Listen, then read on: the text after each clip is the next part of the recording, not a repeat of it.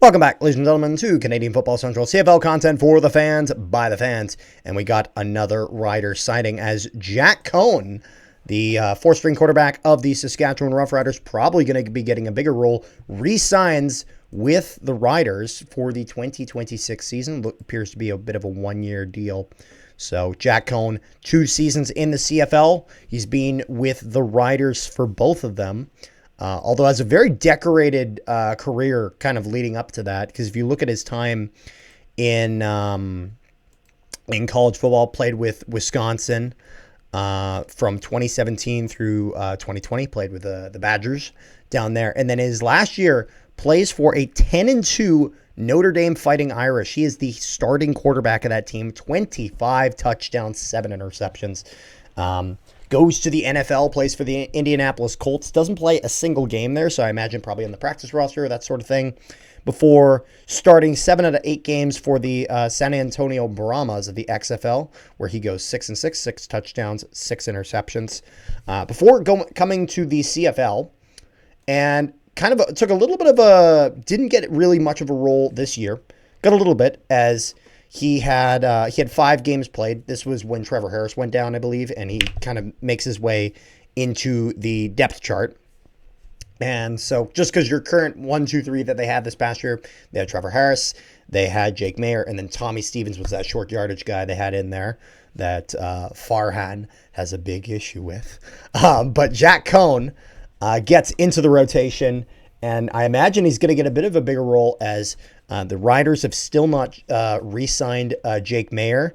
There is question of if they're going to do that. They may not. They may look to save that cap for other aspects of their team that they're going to need to keep. And so Jack Coan might be getting a little bit of a bump into that backup role. So we'll have to see. But Rick, Jack Coan sticking around in Saskatchewan. What do you think?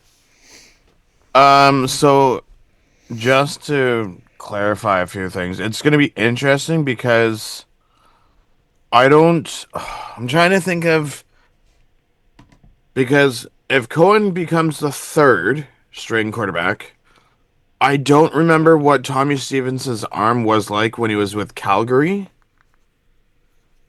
So then if Trevor Harris goes down, you're depending on Tommy Stevens and Jack Coan. Yeah. Well, do you bring in another quarterback and put Jack Coan on the practice roster? I don't think you do. You know what I mean? For them signing him when they did, like, I'll put it this way. Do you know how many attempts Tommy Stevens has had for passing in his entire career, Rick? In 4 years, no. 21. That's it. That's not even completions. That's just attempts. Not a big sample size.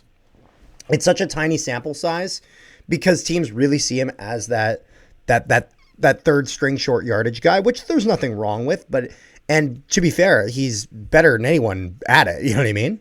And it's one of those things where he's going to do really well in the CFL about it. Like, I'll put it this way. Farhan had a big issue with it online, but it doesn't really matter because Farhan's not making the rules. So Tommy Stevens' job security will be just fine.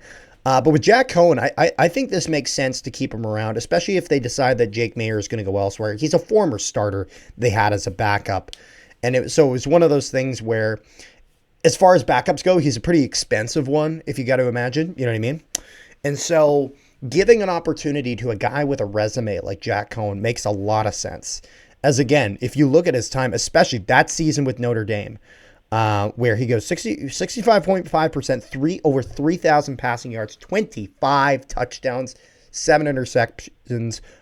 Are you kidding me? You know, playing at an elite level of Div 1 college football. He was just absolutely fantastic there. And so keeping him around makes a lot of sense to me. And all in all, if you're a Rider fan, I would be very happy with this re-signing, as I think this is a guy that I think they haven't hit it. I think there's a lot of potential. I don't think that they've hit. I don't think we've seen peak Jack Coan in the CFL. So let's see it. But also at the same time, when,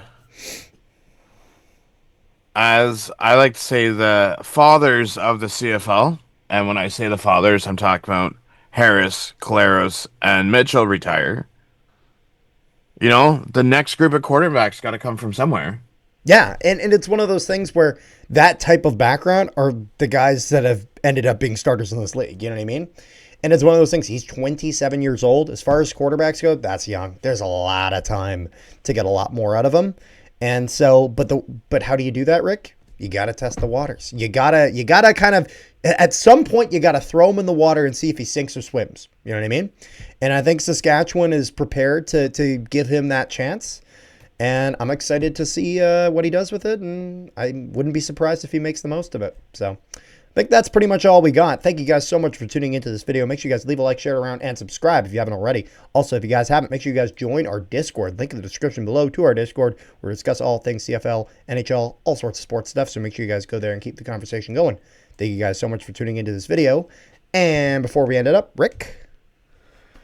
Yes, don't forget to join me over on Hamilton Sports Central on February 10th, which is 3 weeks tomorrow, for the CFL Frenzy coverage, where I break down every team signing, how it looks for that team, and we will be live for a good 10 to 12 hours. Yeah. Like I have nothing fun in my life to do. Join in for that. We'll see you guys next time. Yes.